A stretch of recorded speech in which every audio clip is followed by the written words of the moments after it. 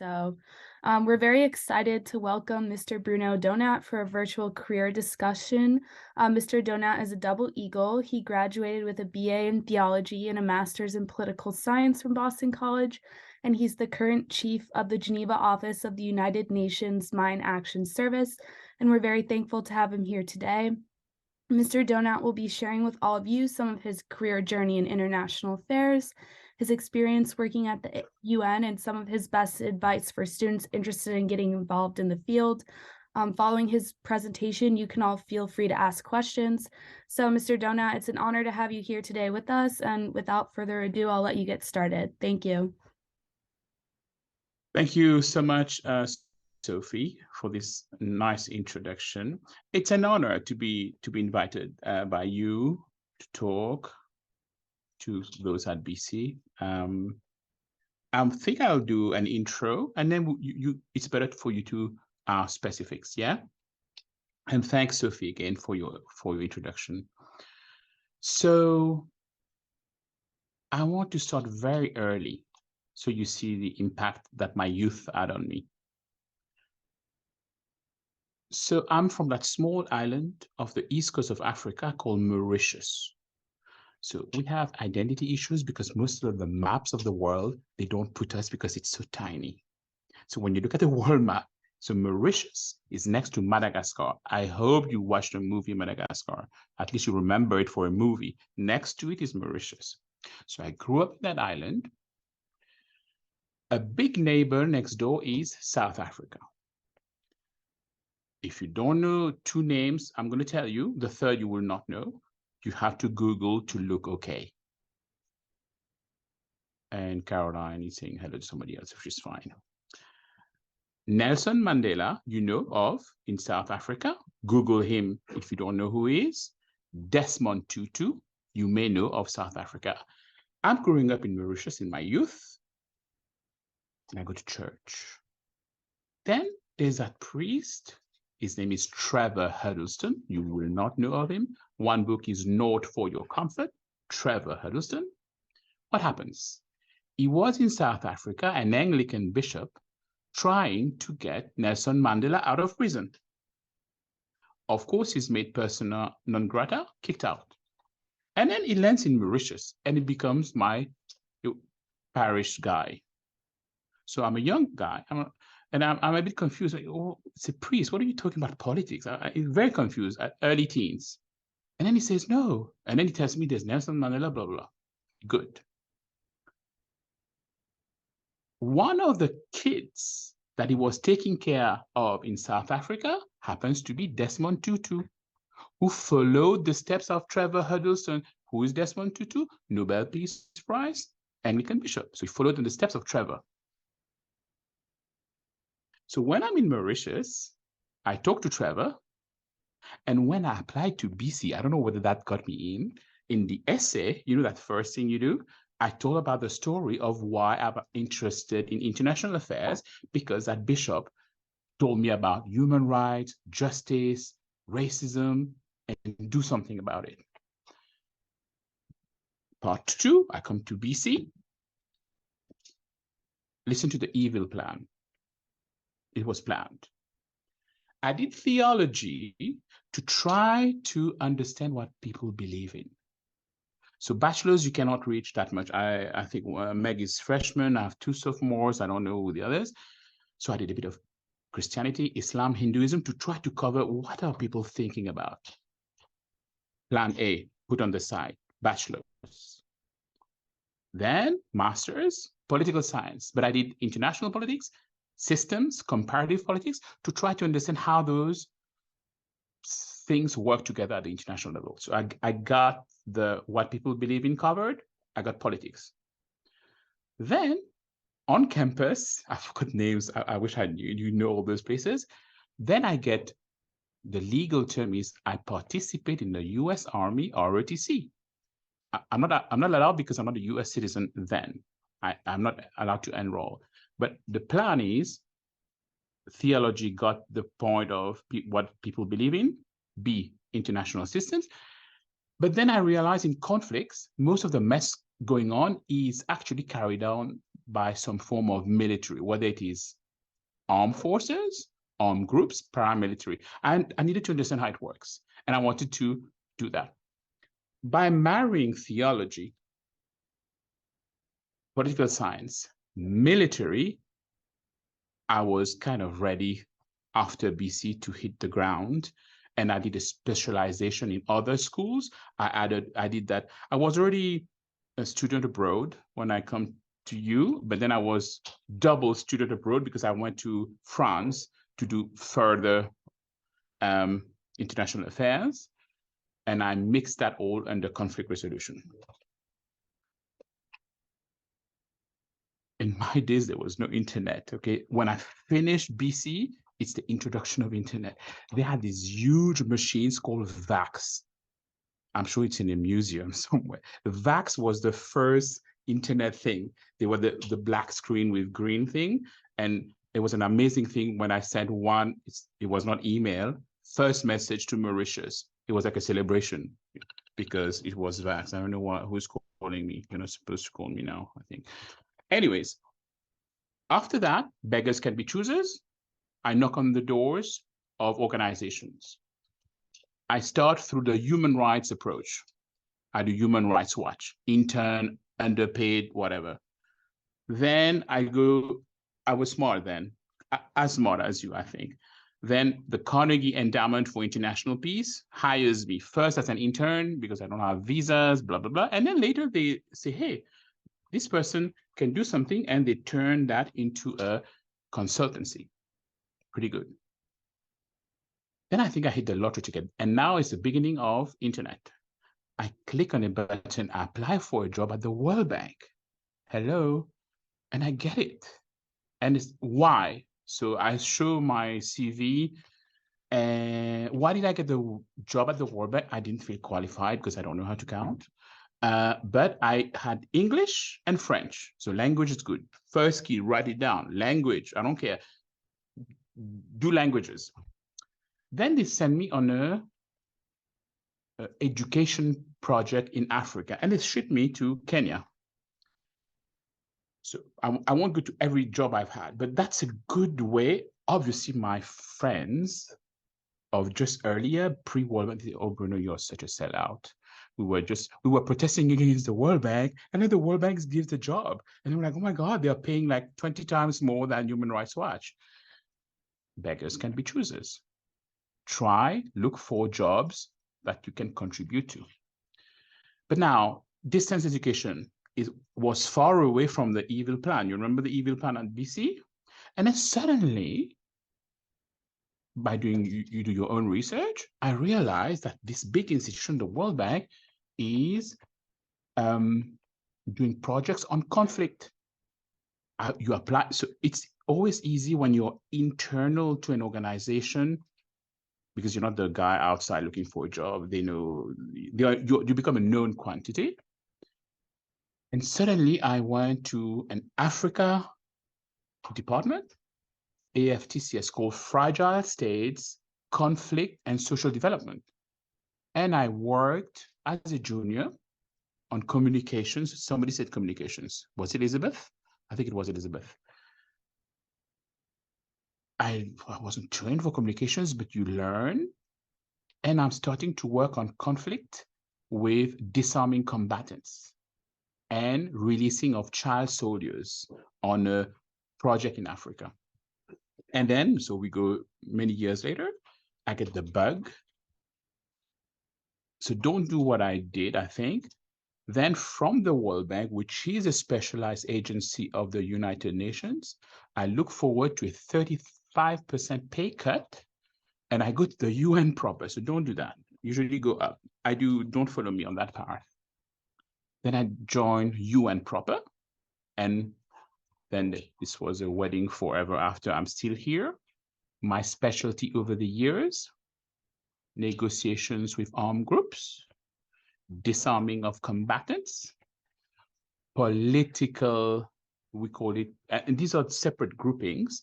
I'm giving you like a summary of almost 20 years in that international affairs realm. So I said negotiation with armed groups, release of children, so basically war zones, and then political intervention, meaning not what you see on TV. It's called quiet diplomacy and mediation. Most of my work then would not be seen. You don't say those things. And then over time, I put my nose in humanitarian affairs. So if I were to give you kind of boxes, artificial boxes in the United Nations, I would start with, obviously, if you're interested, take the time to Google the UN Charter, just to have a quick read. I will start, and I'm still in that place, peace and security. So this is one basket, peace and security. Another basket, humanitarian. Another basket, human rights / justice. And I will add a fourth one, not to make it too complicated for you, development. If you see behind me is this picture, it is peacekeeping. So I am still in the Department of Peace Operations. It used to be called Department of Peacekeeping. Another informal way of saying that is a blue helmet. Why? Because you see my colleague, a military colleague, he puts the blue helmet, even the police guy puts blue. And I'm basically a civilian peacekeeper because I work for the Department of Peace Operations. However, it's Caroline coming to Geneva. When you come to Geneva, you might be confused because I also work at the same time, one salary. I am a humanitarian also. So I artificially gave you two baskets, but I'm now in those two together. Because I work on these days, I work on mine action. What is mine action? It's not only mines, but any explosive hazards. And when I talk to younger people, I say, whatever goes boom, we take care of that in wars. But I have the humanitarian hat. So that's the gist of, I think, my experience. I worked in many countries. Sometimes I am, it's a strange word, actually. Now I'm thinking of it. I'm posted, like I'm a piece of mail. So I'm posted in a country.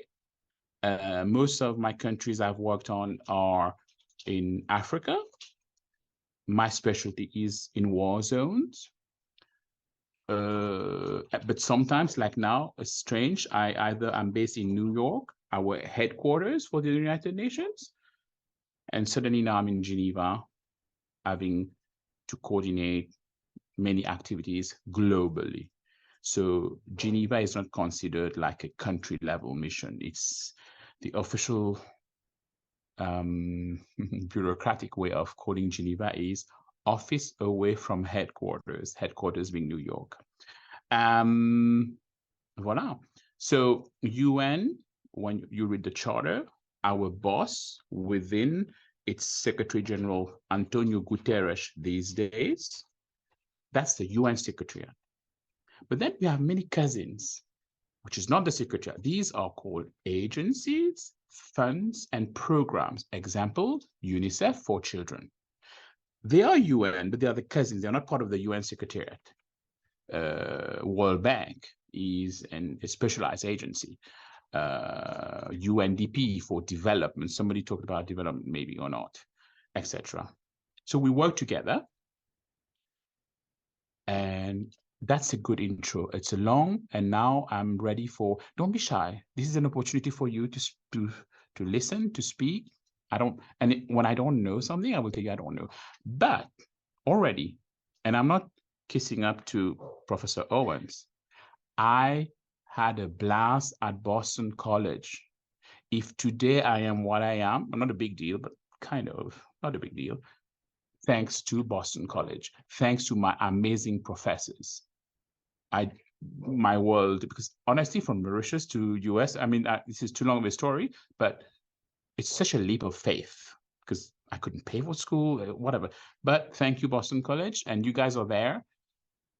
always look at the glass half full as opposed to half empty. Challenges will happen to you anywhere, everywhere, but I think you're in a good spot right now. So I'm happy to get comments, questions for anybody, and ask on anything you want.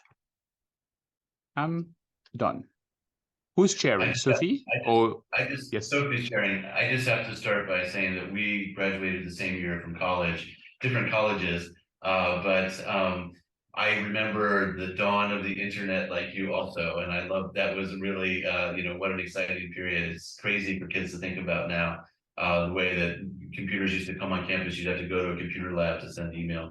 But more importantly, I didn't know that you were a theology major, and my training is in religious ethics, and I have an appointment in the theology department here where I teach ethics courses as well. And I just want to lift up the importance of what you said about, having a curious mind about differences around the world, the way people act and think, and that these things are so important in international politics, as well as peace building, development, all these other aspects. We can circle back to this later, but I just want to thank you and affirm that, we continue to think that's important at Boston College, and in the International Studies program as well. But anyway, I want students to ask the questions. Yes, I hope my audio now is good. It's beautiful. Okay, thank you. Well, it was great hearing your experiences and kind of your background. I was kind of more interested in going back and looking at what you were interested in, what you're doing right now. It seems like you really had a diverse background in education, but also experience. So you did like religion, but one it's on kind of like development, World Bank. And I often find myself in kind of this boat. I have many different interests, but I quite don't know how to combine them into one, or like to have it more concentrated. So like having your diverse background, how do you come to find the focus within what you do? You mentioned like peace and security is one of your biggest focuses, but then like you also have different interests. Do they sometimes align? Or what is kind of like an advice that you would give for someone who's very curious about these different fields but don't know how to combine them, I guess? Thank you, Ziad. So now I'm ashamed because I forgot which philosopher.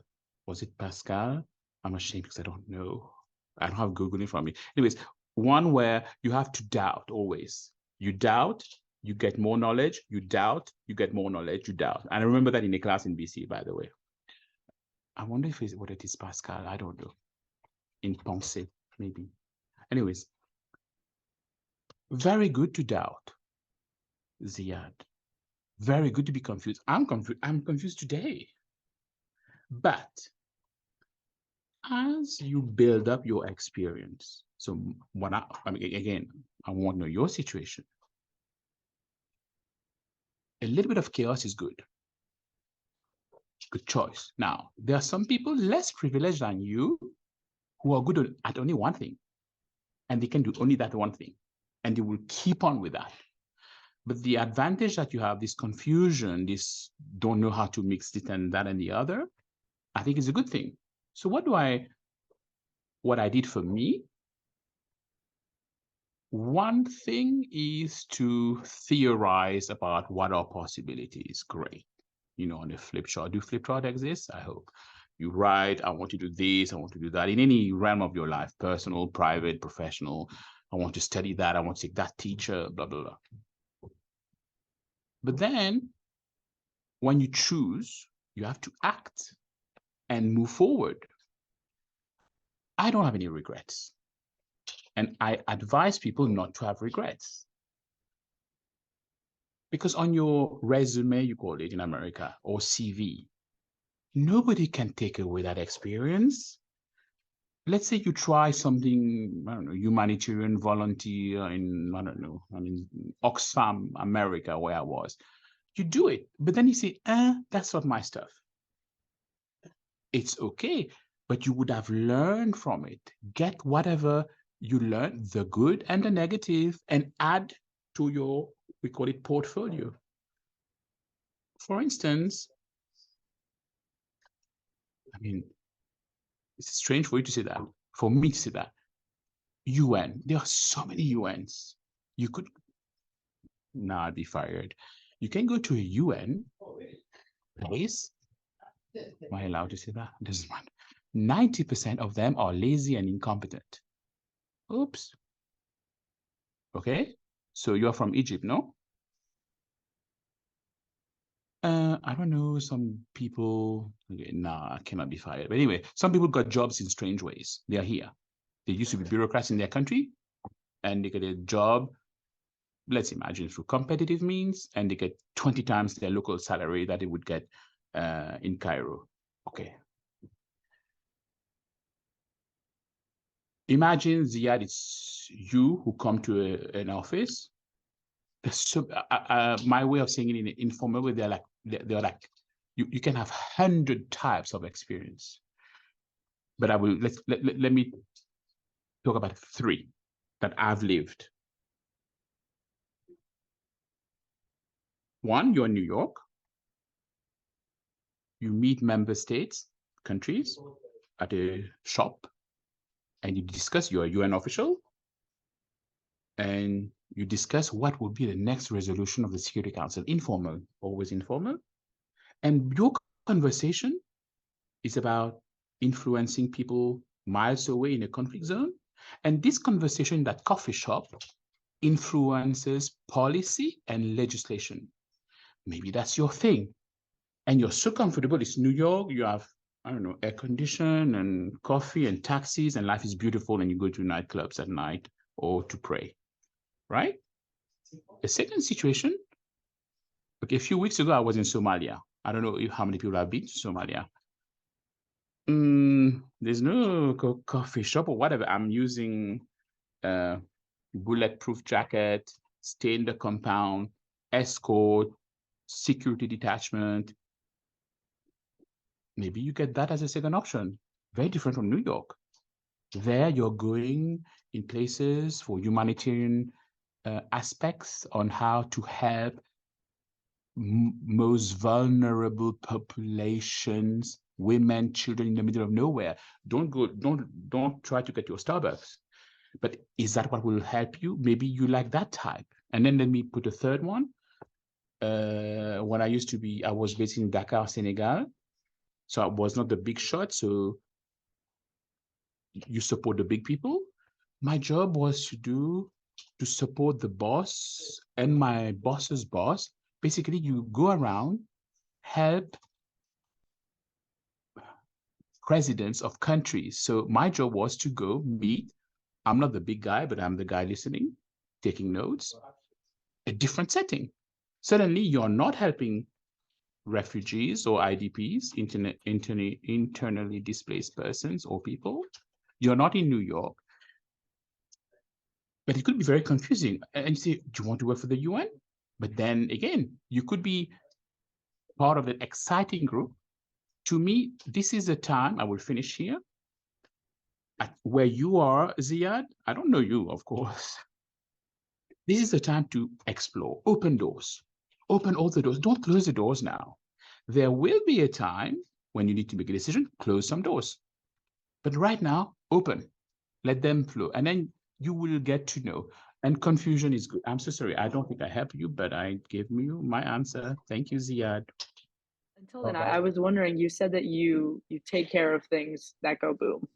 You work in kind of the minds kind of control security piece work. I was kind of curious what those negotiations look like, or what that policy making process looks like, or what exactly does that work entail when you're trying to kind of stabilize that conflict. Do we have 3 hours or 4 hours to answer that? Okay. Because I'm a bureaucrat, technically, I will separate that. I will start with the UN bureaucracy momentarily, just to situate. I work for the UN. Within the UN, I work for the Department of Peace Operations. Within the Department of Peace Operations, there are 3 officers. I will stick to one. or ROLC. Is it behind me? No, you don't see it. Office of Rule of Law and Security Institutions. Within that office, there are about 6 components. One is security sector reform. Let's not talk about that. One is justice and corrections, justice and corrections, prison stuff. One is mine action. That's what I'm doing now. It's behind me, mine action. This lady there, if you see, she's wearing stuff and she's going to do clearance. And one is DDR, disarmament, demobilization, reintegration. The reason I started with the bureaucratic answer is to tell you they are part of the same office, but 2 separate things. So let me answer your question. On disarmament, it's not the big Geneva-based disarmament nuclear weapons that you see on the news. It's actually part of trying to help peace processes happen prior to and post. There are some people, there are war zones. You got some people to go and talk to this guy and say, please stop killing, and can you disarm? That's the job I've been doing for a long time. It won't resolve the whole conflict. It's a temporary measure. You go. It's pretty dramatic. I mean, if you Google me or Facebook, I don't know those things, you will do DDR, Bruno, or whatever, you will see a few moments of actions. I don't think we'll have time, and I maybe if you help me, I can show you some pictures and stuff like that. You engage with pretty dangerous people, and you negotiate. Can they disarm? And you support the government of those regions to make that happen. The UN has a supporting role, and that has been my job for a long time. Move to what I'm doing now, but I'm in Geneva, but I was just in Somalia. So let me bring you maybe to Somalia or any country. There, the mine action has, we won't get too technical. Let's say it has 5 pillars. We don't have to follow all of that, but something that you will understand is clearance. Clearance, you go to the explosive, you take it out. And a lot of victims in wars are children, boys and girls, because they don't know it's a bomb. They don't know it will explode. And there's one in particular called cluster munitions. It's made to make maximum damage. So it falls on the ground and little bits goes everywhere, and it is devastating. Clearance, you take it. Now, prior to that, another pillar is called risk education. You understand the words, risk education, but we have a complicated name. It's called explosive, that's okay, ordnance risk education. Basically, you reach out to people, you say, hey, don't do that, do this, do that for children. If you see a suspicious thing, don't touch it, call, like in America, you would say, call mom if you see a stranger or whatever, that kind of thing. So you go there, you help, you try to mitigate the risk. So really, in terms of mine action, this is what we do. But it's long and complicated, but again, if you Google unmas.org, UNMAS.org, you may find more information, and probably my name and UNMAS. And like in Geneva, I do a lot of advocacy, which is another pillar of mine action. I do speeches, advocacy to influence people, member states, etc. So that's the gist of it. It's just an intro kind of superficial answer because of how we are meeting. Thanks so much. Pleasure. I had a follow-up question on that. I guess, what does your day-to-day look like right now in Geneva in your current position? I know you mentioned doing like speeches and advocacy. Are there like tasks you do every single day? Does it kind of section into different projects, or what does it look like? Scared to say that because Eric Owens is there. boring. Don't say that.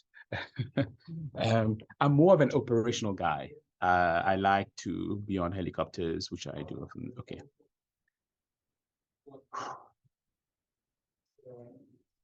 So some of my team members got a piece of my mind politely yesterday. I told them, guys, we need to slow down. We need to slow down because I'm doing too much. Do you know how many meetings they put yesterday for me? Guess, Elizabeth. I asked them to slow down. How many? I don't know. Go. 5, 7? 10. 10. That's not good. Okay. I don't know. Let me, I will make a day easy to do that. We'll make up a day. 9 o'clock. I have a meeting of about 1 hour talking to my colleague, Paul Heslop, Chief of Mine Action in Afghanistan. Google Paul Heslop for late Princess Diana. In Mine Action, Princess Diana did a lot of that. And my colleague, Paul, who is now chief in Afghanistan, is about to go to Ukraine. He's the one who accompanied Princess Diana walking in Angola. You can Google him, Paul Heslop. He'll be happy to hear I talked about him. That's 9 to 10. 10:15, I take my 5th coffee because my wife is Italian. Sorry. So it's not good for my heart. 10:30, we call it bilateral meeting, bilateral, 2 people, as opposed to multilateral. I go, let me do a real one. My colleague Yoshi is sitting there. I meet the ambassador of Iraq.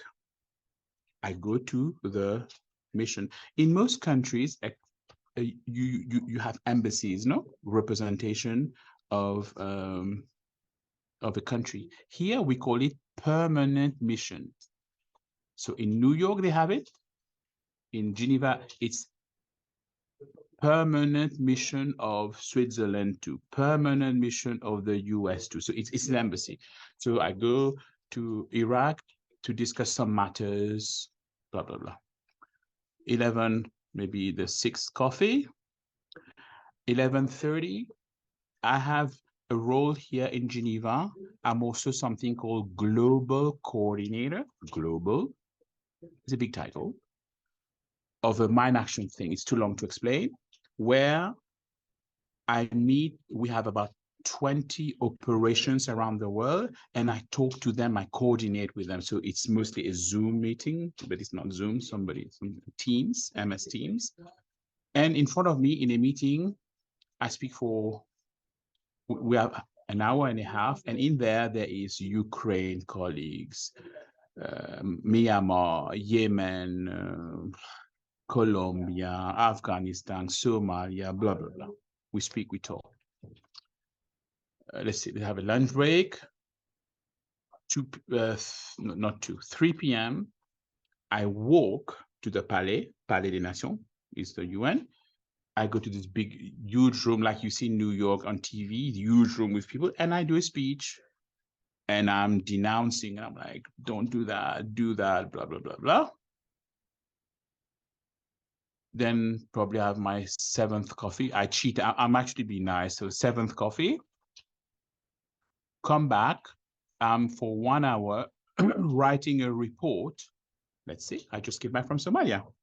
I had to do 2 reports. One about my stuff, Mine Action, and it was a joint mission. And joint mission, I was with a group of people that took care of protection, a theme, which is a subsection of humanitarian protection. And we were a mission of 4 colleagues, a bit more, but make it simple. One was when we went to Somalia together, was looking at gender-based violence, GBV. One was looking at child protection. Okay, GBV was a colleague from UNFPA. Child protection was UNICEF. Another colleague from an NGO, NRC, Norwegian, is RNC, Rescue Committee, I think so, Norwegian Rescue Committee. It was looking at house, land, and property in a humanitarian setting because there are people moving and they are interlinked. For instance, let's imagine I'm doing a specific example. The land is contaminated with mines or bombs. You clear it. But when you clear it, you have to make the land safe to give the land back to the people. But on paper, it looks pretty, but it's not like that in a war zone. And mine action. So I write the report. Then I take my 9th coffee. Have we reached 9th? I don't know how to count. And then, I go for a walk. I like to take a walk. Let me see. Then, yes, by that time it's your time zone. Then I report to New York. We have a senior management meeting and I am giving updates and we're talking and they yell at me, kidding, don't put that on the thing. They tell me blah, blah, blah. So that's a day, an artificial day when I'm not traveling in Geneva. But if you had asked me this question when I was posted in Senegal, would be very different. I would take a plane every week. No, not every week. My record was 2.5 days, 7 countries, 7 presidents. That's intense. And you're the guy who you have to give the talking points. You know, when we speak, people write for us, and I would do the same for the boss because you better not give. Oh, by the way, my boss, the Secretary General, recently was it the Paris meeting, the environment one, climate change? They gave him the wrong talking points in the meeting. You can Google it. So his team giving the wrong speech, and that's how the boss of the boss don't do that. Hello. And they gave him the wrong speech, and he started, you can say, excuse me, I've got the wrong speech. So you know the stress on the airplane and you're going to see presidents. Can you imagine? Yeah, you can imagine. You say, hello, Mr. President of country X, and then it's the wrong country. This is crazy. Anyways, we're good. We still have 15 minutes. I hope I answered your question. I'm sorry. Yes, you did. Thank you. I have a quick question that builds on this. I'm teaching a course on global citizenship right now, and we're pulling apart the idea and the ethics behind it and everything. I wonder, given how much time you spend away from your home country of Mauritius and your second country maybe of the United States, and you said you married an Italian woman. Could you reflect a little bit about what it means to be in motion so much? How do you feel about your rootedness, your connection to various peoples, and your own identity? How has that played out over the course of your career? Does that make sense as a question? Yeah. Yeah. So thank you for your question. I happen, and maybe I can color a bit of your lives, I happen to be an incorrigible optimist. That's why I said the glass half full. Because the glass will always be half or quarter or 1/10. So with your question, Professor Owens, I see the positive of the richness of the moves, of the cultures, of meeting people everywhere. Now, I should not negate the fact that it is struggling to move country to country.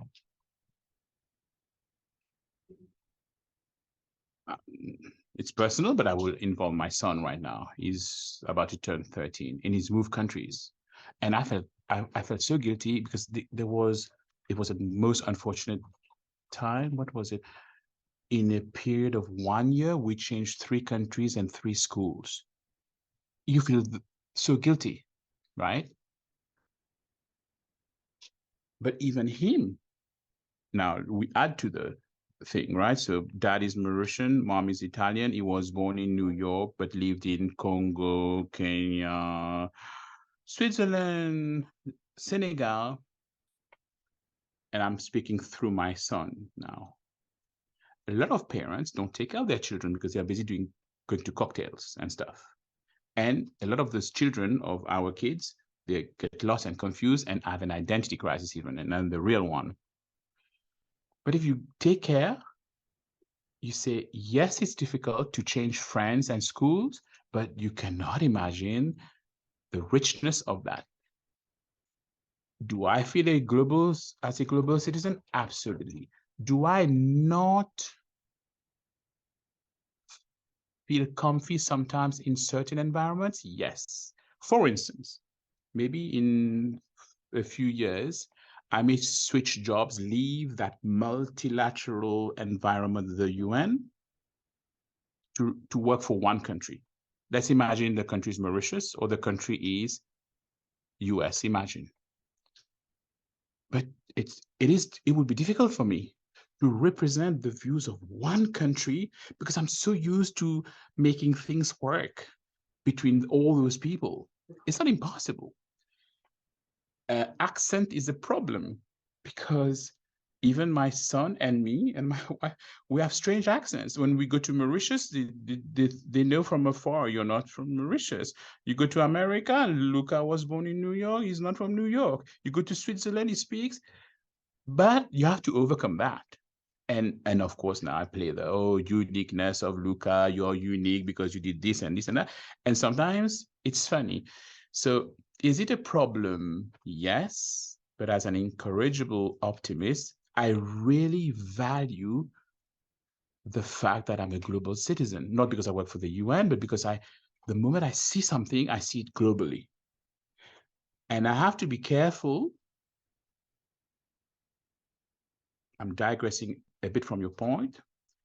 I have to know and adapt to the local situation quickly and not having my global view too much.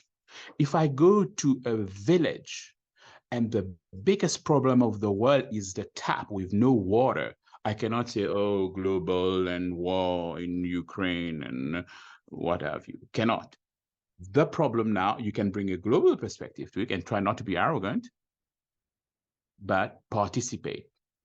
What is it that the cliche, as whatever, as local as possible, as global, I don't remember, whatever, there's a cliche sentence that says that.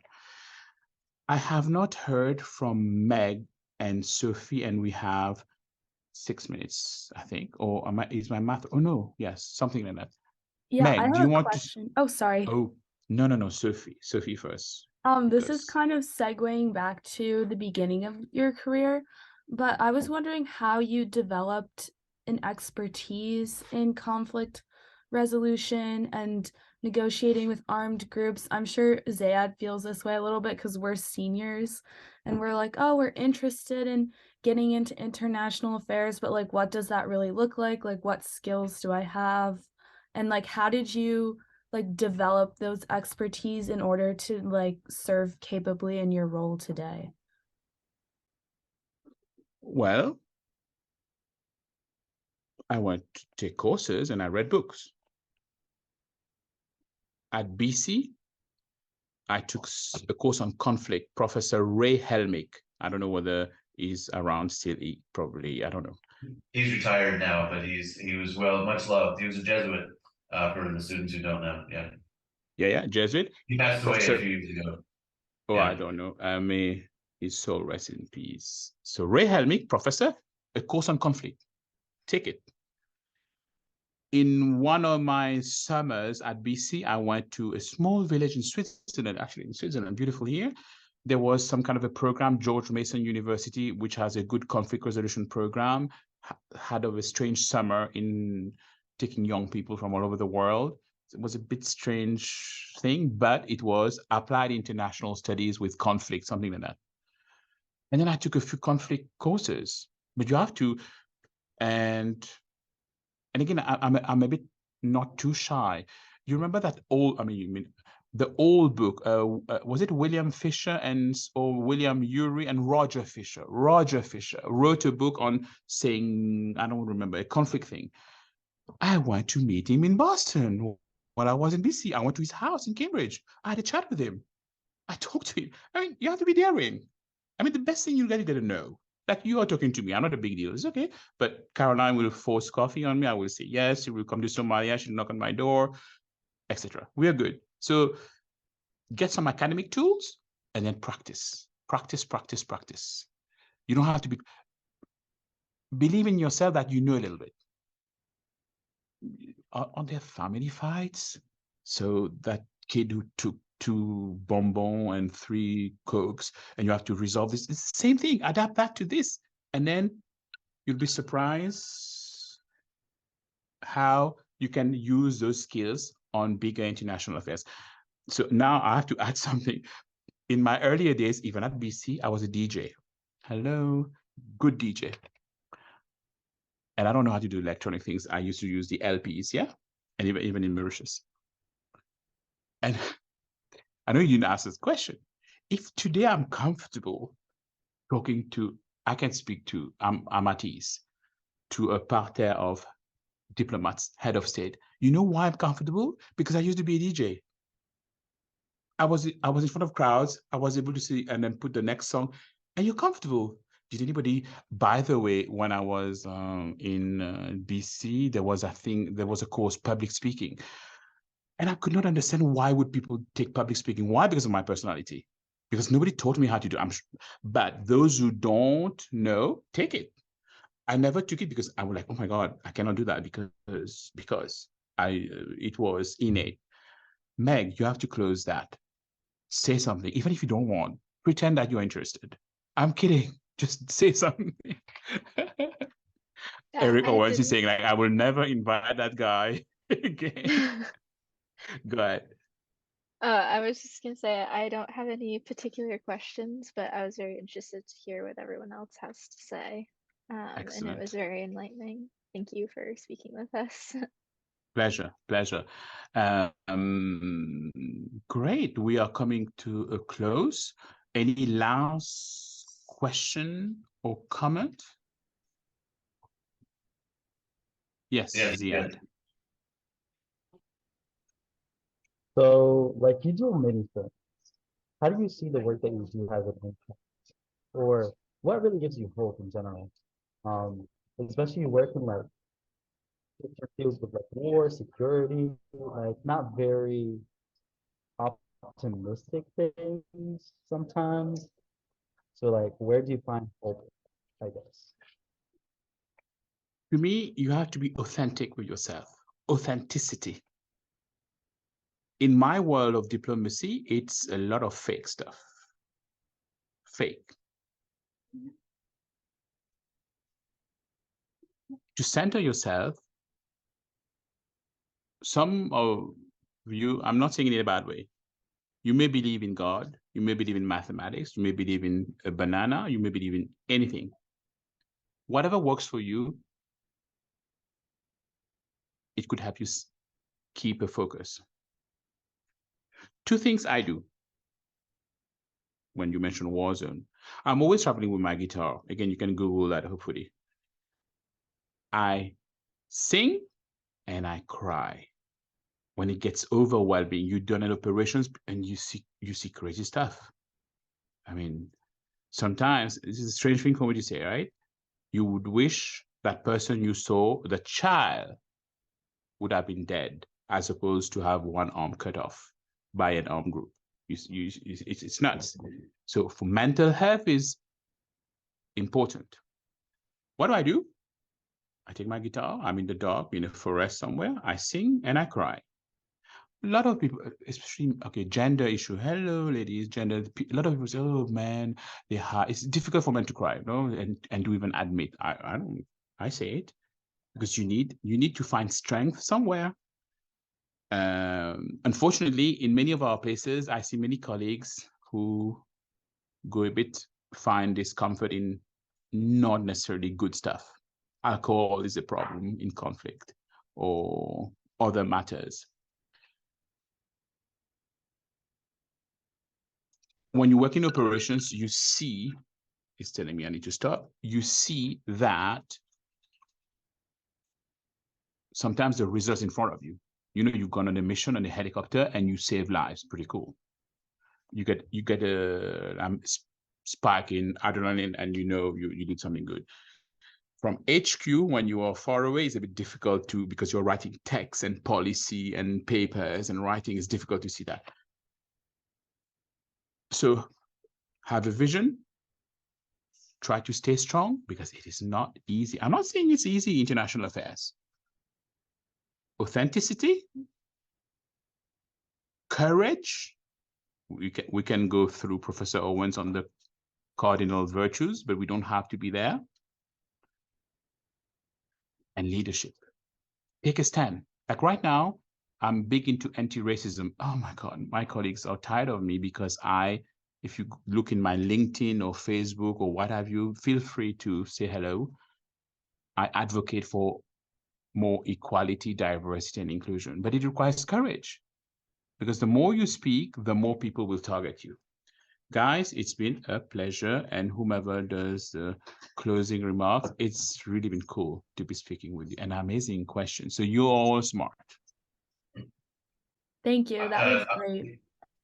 Yeah, this is really terrific. Thank you so much for your openness and honesty. We really admire the work you do, and to have you recount these stories and share your family's stories as well is so meaningful.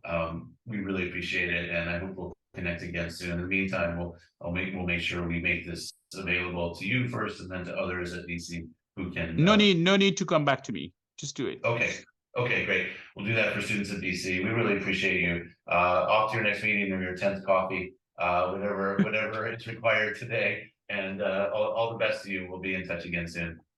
Thank you so much to everybody. Bye-bye.